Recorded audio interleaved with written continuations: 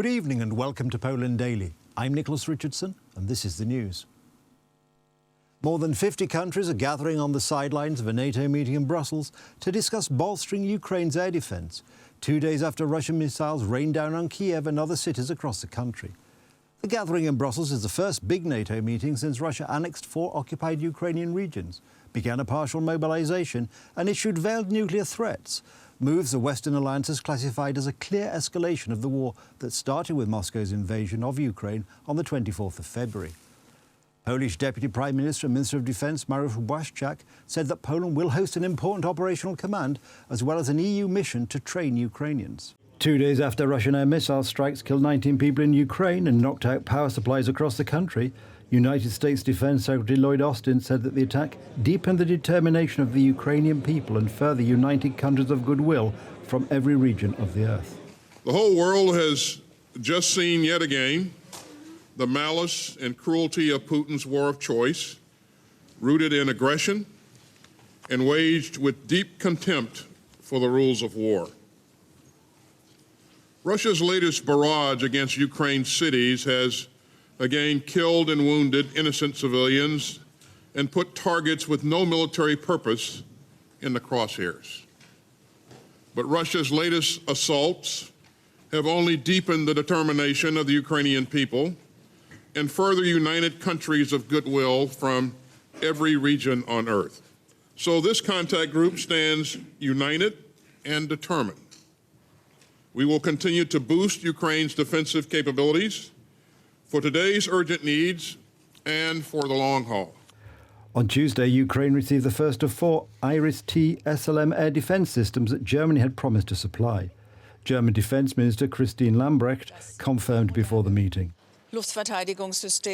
Germany delivered an air defence system to Ukraine and it arrived there, a very important support for Ukraine in the fight against missile fire, against terror, which is exercised against the population. It is so important that Ukraine can now defend itself against these attacks with this air defence system. This is one system, and next year another 3 such air defence systems will follow. Defence ministers from NATO candidates Sweden and Finland also joined the meeting 3 months after the 2 Scandinavian countries applied for NATO membership in response to the 24th of February invasion. It's a historic moment. Finland is participating first time as an invitee to this ministerial meeting of defence ministers of NATO. And of course, looking forward to become a full member of NATO soon. NATO defence ministers met partners of the Ukraine Defence Contact Group, a body established on the initiative of the United States to keep arms supplies to Kiev. Ukrainian Defence Minister Oleksiy Reznikov also took part. Moscow, which calls its actions in Ukraine a special military operation to eliminate dangerous nationalists and protect Russian speakers, has accused the West of escalating the conflict by supporting Kiev. Ukraine accuses Russia of an unprovoked imperialist land grab 3 decades after the Moscow-led Soviet Union broke up. Polish Deputy Prime Minister and Minister of Defence Mariusz Błaszczak said that Poland will host an important operational command as well as an EU mission to train Ukrainians. It is optimistic that our assessment of the threats posed by Putin's attempts to recreate an empire, a Russian empire, is being taken up and is shared by allies and above all by the United States. There is no doubt whatsoever that if it were not for the approach of the United States, allies such as Germany and France would approach the issue of these threats differently, he said. He acknowledged that Poland's role was also appreciated by US commanders. Indeed, the minister added, US General Christopher Cavoli emphasized Poland's involvement and importance in this whole process, which is related to strengthening Ukraine. In my speech, I emphasized the fact, which is now public, that the EU mission to train Ukrainians will also be organized in Poland, and an important operational command will be in Poland, and soon, Błaszczak added. We are after the first of a series of meetings. The next one will also be devoted to the situation in Ukraine. Tomorrow, 2 sessions of NATO in the format of defence ministers. The day after tomorrow, a meeting of the Bucharest 9 countries with the participation of US Defence Secretary Austin. Ukrainian Prime Minister Denis Shmyhal urged citizens to stock up on essentials to prepare for a harsh winter amid power cuts. Shmyhal said people should make sure they have good supplies of warm clothes, candles, torches and batteries after Russian airstrikes hit key infrastructure targets. He asked Ukrainians to decrease electricity consumption at night and called for businesses to turn off power-consuming appliances, such as illuminating advertising banners. I will not embellish the reality for you. This winter will be harsh. That's why I once again appeal to every citizen to properly prepare for winter. Every family should stock up on several basic things: warm clothes, candles, torches and batteries. If mass missile strikes cause power and heating cuts, it is important to prepare these things. We, as well as local authorities, have already accumulated a sufficient amount of energy resources and have also prepared the power networks and bought extra equipment. However, Shimihal said authorities had already secured sufficient energy resources and power networks as well as extra equipment. Russian missiles again hit Ukrainian cities on Tuesday and Wednesday, but with less intensity than on Monday, when dozens of strikes killed 19 people. Over 100 people were wounded and power supplies were knocked out as a result of Moscow's biggest aerial offensive since the start of the invasion on the 24th of February. For 3 days in a row, the enemy has struck us with missiles. It also uses kamikaze drones against our civilian and critical infrastructure. Only today, there were already 8 strikes in 3 regions. In the past 3 days, there were 128 strikes. As a consequence of that, more than 200 different entities were damaged, including 27 energy infrastructure entities. Strikes were committed on infrastructure for energy generation, as well as distribution. Meanwhile, we must be ready for temporary blackouts. This is the reality of war. There will be rolling blackouts when it is needed in order to avoid additional pressure on the energy system. Now, the readiness of the heating season across the country is more than 90%. Special heating places have been prepared for the population.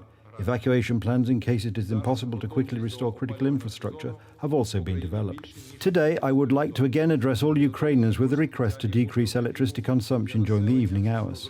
It is not about sitting in darkness. We just need to decrease the usage of the most power-consuming appliances. More missile strikes killed at least 1 person in the southeastern Ukrainian town of Zaporizhia and left part of the western city of Lviv without power, local officials said.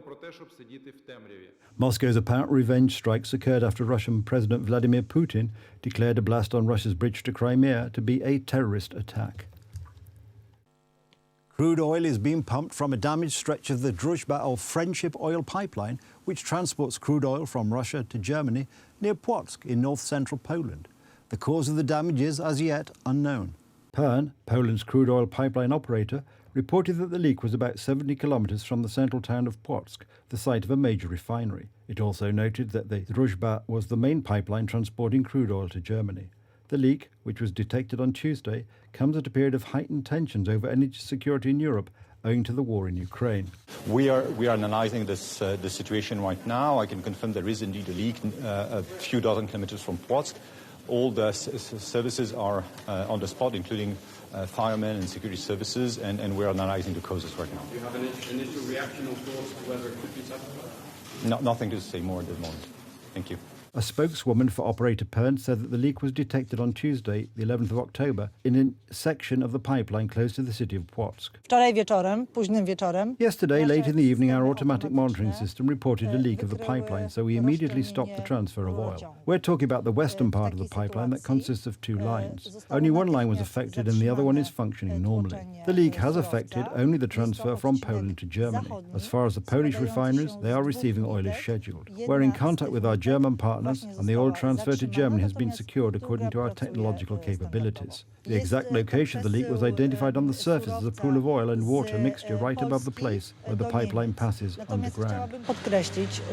Polish refineries are receiving oil as scheduled, the spokeswoman said, adding that oil transfer to Germany has been secured according to our technological capabilities. Stanisław Zazin, director of the National Security Department, said the leak posed no threat to Poland. The scale of the event is not something that would affect the security of Poland, but of course what is happening, what we are dealing with in Europe, indicates that such leaks must be checked very thoroughly, and that is why we will do everything to establish the final findings as soon as possible. Other authorities said the leak was probably caused by an accident rather than sabotage, but was still investigating. Addressing the response to the leak, Małgorzata Jarocka-Kremkowska, a fire brigade press officer, said that crude oil was currently being pumped out of the pipeline and this was having positive results. This activity will continue without interruption because the area must be dry and stable enough to allow the pipeline to be dug up and repaired, she said. We are well aware that time is of the essence. Drone footage showed a black stain of oil from the underground pipeline spreading across farmland at the site of the leak, surrounded by fire engines and other emergency teams. Local residents said they could smell oil after Poland found a leak in the Druzhba pipeline that passes under the fields near the village.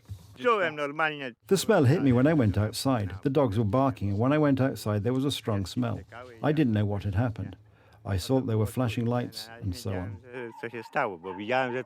Germany said on Wednesday that it was receiving less oil but still had adequate supplies, but was hoping for more information.